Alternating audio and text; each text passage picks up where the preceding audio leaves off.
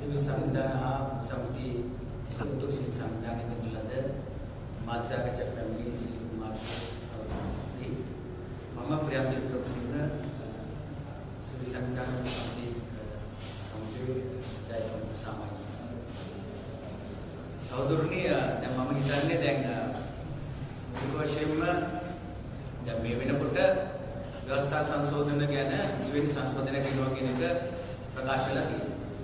දැන් අපි දැක්කා මේ වර්තමාන ආණ්ඩුවේ රට හදන සෞභාග්‍ය දැක්ම මැතිවරණ ප්‍රකාශයේ දෙවෙනි පිටුවේ සඳහන් වෙනවා ආණ්ඩුක්‍රම ව්‍යවස්ථාව දේශපාලන අවස්ථාවේ අනුව භාවිතා කරන ඉඩ නොදී එහි තියෙන ව්‍යාකූල භාවයන් වත් කරමින් පරමාධිපත්‍ය ගොඩනැගෙන ආකාරයට ව්‍යවස්ථා සංශෝධනයක් කරනවා. දැන් බැලුවහම ඇත්තටම මේක කිසි කාටවත් දෝෂයක් දකින්න බෑ. මොකද මේ දැක්ම නම් හොඳයි.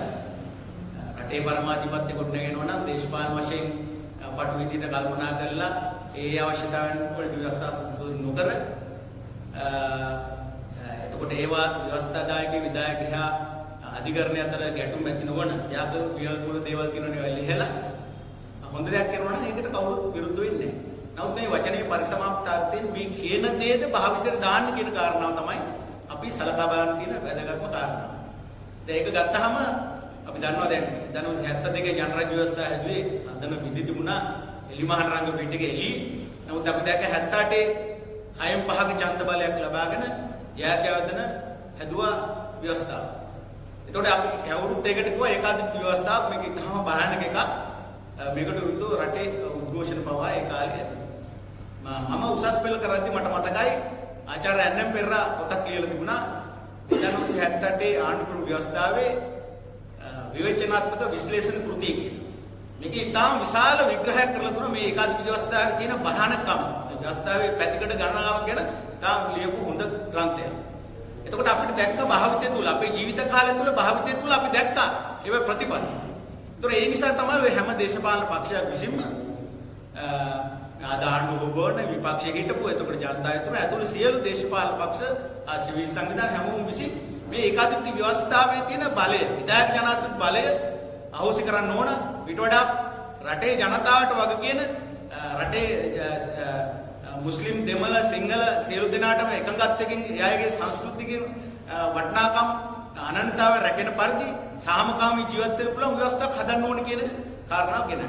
නැතුව ව්‍යවස්ථාවේ තියෙන නම සමාජවාදී ජනරජයේ හරි මොකක් හරි කිව්වා කියලා එහෙම ඒ ව්‍යවස්ථාව රටේ ජනතාවට කොයිතරම් සුබදායක කියන කාරණාවක් තියෙනවා. දැන් එතකොට ඊළඟට දැන් මේ 19 වෙනි සංශෝධනය ගැන කතා කරන්නේ අපි මොකද මේ 78 ඉඳලා බලන්න. ඇත්තට ගත්තොත් 78 ඉඳලා ව්‍යවස්ථා සංශෝධන 19ක් වෙලා නැහැ. 18යි ඇත්තටම උනේ. ඒ කියන්නේ 12 වෙනි ව්‍යවස්ථා සංශෝධනයේ කොට එහෙම එකක් නැහැ. ඒ කියන්නේ නමක් විතරයි. ඒතර ගත්තොත් ව්‍යවස්ථා සංශෝධන 18ක් වෙලා තියෙනවා. දැන් මේ 18ෙම ගත්තාම රටේ ජනතාවගේ සුභසිද්ධිය රටේ පුරවැසියන්ගේ ප්‍රයෝජන සඳහා යහපත සඳහා මේ ගත්තොත් තියෙන්නේ මේ ව්‍යවස්ථා සංශෝධන 3ක් විතරයි. ඒ කියන්නේ 13 වෙනි සංශෝධනයයි 17 වෙනි සංශෝධනයයි 19 වෙනි සංශෝධනයයි විතරයි. අනිත් හැම ව්‍යවස්ථා සංශෝධනයක්ම ගත්තාම ඒ හිටපු දේශපාලන පක්ෂයේ අවශ්‍යතාවය පටු වුණානුවට තමයි ඒව හැදිලා තියෙන්නේ.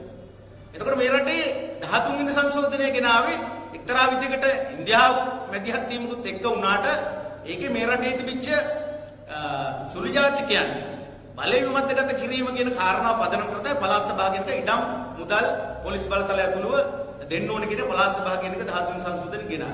ඒතර මහින්ද රාජපක්ෂ මහත්මයා ඉන්න කාලේ අපි දැක්කා ඉන්දියාවට ගිහිල්ලා කියනවා මේ 13 ප්ලස් දෙනවා. 13 ප්ලස් උත් අපි දෙනවා. මොකද ඒවා මේ පක්ෂ ඔය ප්‍රධාන පක්ෂ ඡන්ද ගන්න මොනවා කිව්වත් ඒ අය විසින් ජාත්‍යන්තරයකට එමෙතන පිටරට වලට ගිහිල්ලා මේ මොකද මේ අප ලෝකේ තනියම ජීවත් වෙන්න බෑ රටක් වුණාම එතකොට ඒ දේශපාලන වාතාවරණයට කියපු දේවල් ඒවා ක්‍රියාත්මක කරන්න ඕන කියලා පක්ෂ විසින් හඬනන දේවල්. එතකොට අපි දැක්කා ඊට පස්සේ දැන් මේ 19 වෙනි සංශෝධනය එනකොට මේ දැන් කියනවා දැන් මැතිවරණ කොමිසම දැන් මේ පෞගේ කාලේ පුංචි සාකච්ඡාවක් තමයි මේ මැතිවරණ කොමිසමේ 3 දෙනයි දාලා තින්නේ මේ ඝන පූර්ණයවත් හරියට ගන්න බෑ. අතන ඒකද මේ 19 වෙනි සංශෝධනයේ නෙමෙයි ආවේ. ඒක ආවේ 17 වෙනි සංශෝධනයේ තමයි 5 දෙනා 3 දෙනාට බවට පත් උනේ. ඒතකොට ඝන පූර්ණයවත් හරියට ඒක වෙනස් වෙලා ඒ ඝන පූර්ණයක් කොහොමද කියන එක දැන් කවුරු හරි කියනවනේ ඒක මැතිවරණ කොමිසම 5 දෙනෙක්ගේ සමන්විතයි. ඒකට කවුරුත් විරුද්ධ වෙන්නේ නැහැ. එතකොට මේ 19 සංශෝධනයෙන් අද වෙනකොට කොමිෂන් 10ක් ස්වාධීනව පවත්වාගෙන යන්න ඉඩකට ලැබිලා තියෙනවා.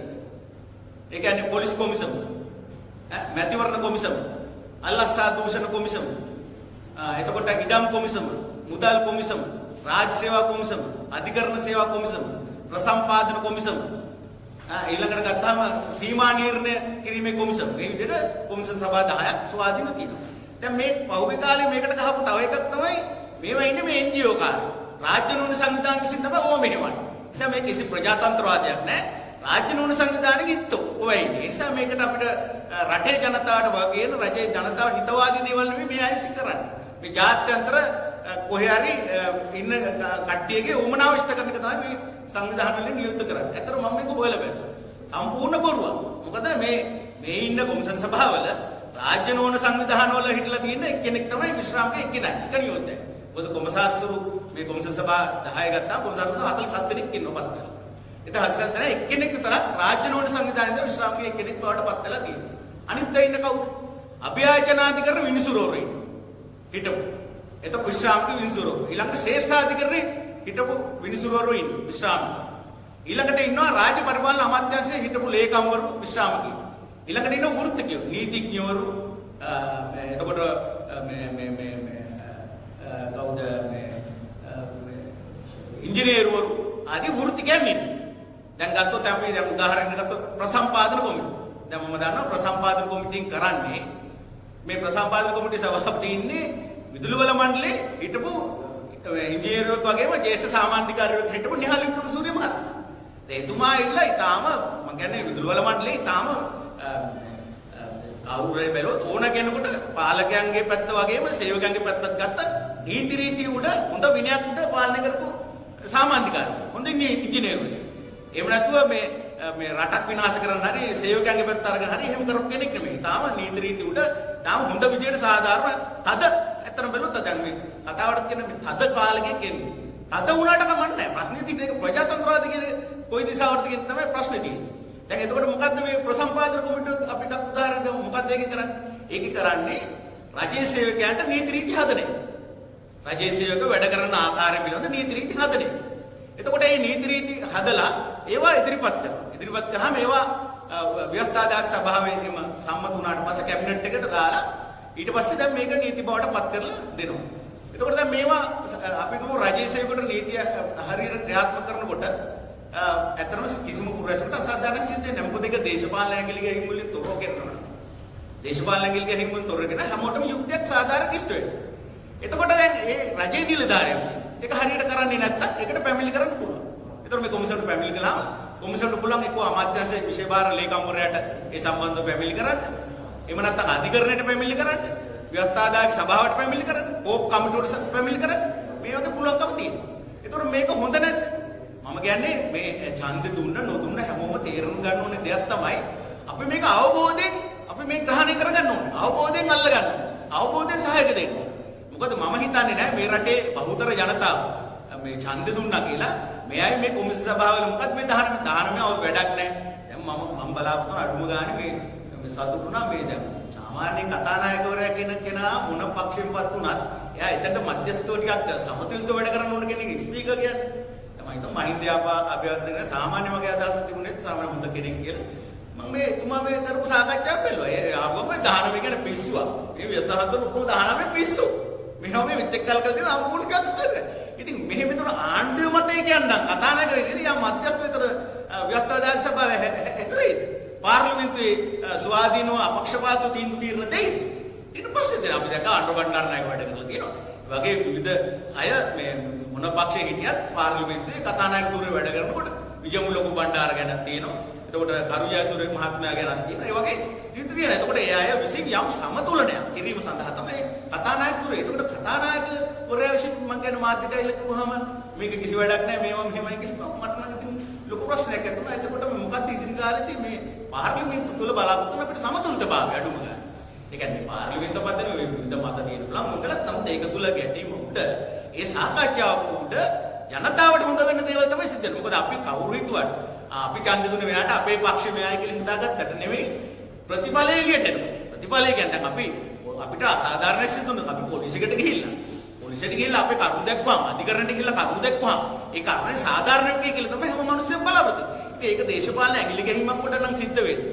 ඒක උඩ මේ කිසිම දෙයක් සිද්ධ වෙන්නේ නැත්තම් ඒක ඉන්නේ නේද? ඒකට ඒ රජයේ සේවකයා අවංකව වැඩ කරන්න බෑ. මොකද එයා හිතන්නේ එයා දේශපාලන පැත්තීමනේ. හෙට මාව විසිකලා දායි. එයා එතකොට අර ප්‍රදේශීය දේශපාලකයන් හරි ඊළඟ ඉන්න ඕඩරයක් උඩ තමයි ඒ පුද්ගලයාට වැඩ කරන්නේ. ඒකට රටේ සාමාන්‍ය ජනතාවට යහපතක් බලාපොරොත්තු නැහැ. මේක හොඳට මේ රටේ ජනතාව තේරුම් ගන්න අවශ්‍යයි. නිසා මං හිතන්නේ මොනවා වුණත් රටේ ජනතාව ඡන්ද දීලා දැන් 3-2කට ආසන්න බලයක් දීලා තිනවා. හැබැයි මේ සමන් සහෝදරයෙක් කිව්වා වගේ මේ 19 වෙනි සංසෝධනයේ මුලින්ම අවශ්‍ය කළා මේ රටට ජනතාවට බලපාන දේවල් අවශ්‍ය කරන කියන කාරණාවට නෙමෙයි ඡන්ද දීලා තියෙන්නේ. මොකද එයා කියන්නේ ඒගොල්ලන්ට තියෙන බැරියර් තියෙනවා මේ කරදර තියෙනවා ඒවා ඉවත් කරගන්න ඕනේ කියලා තමයි. ඒක හරි. ඔබතුමාට කරදර නැතුව වැඩ කරන්න දෙන්නම් කියන කාරණාව ඉත දීලා තියෙනවා. නමුත් රටේ ජනතාව අවදියෙන් ඉන්නත් අවශ්‍යයි. මම හිතනවා පාර්ලිමේන්තු තුල ආණ්ඩු පක්ෂය වුණා. පත්වෙච්ච අය ඒ සන්දානෙ තුල වුණත් හිතන්න අවශ්‍යයි. තමන් අත උස්සනකොට තමන් මේ ගේන ඒව ගැන සංශෝධන ගේනකොට ඒකේ කොයි විදිහට ජනතාවගේ පැත්ත හිතන්නේ.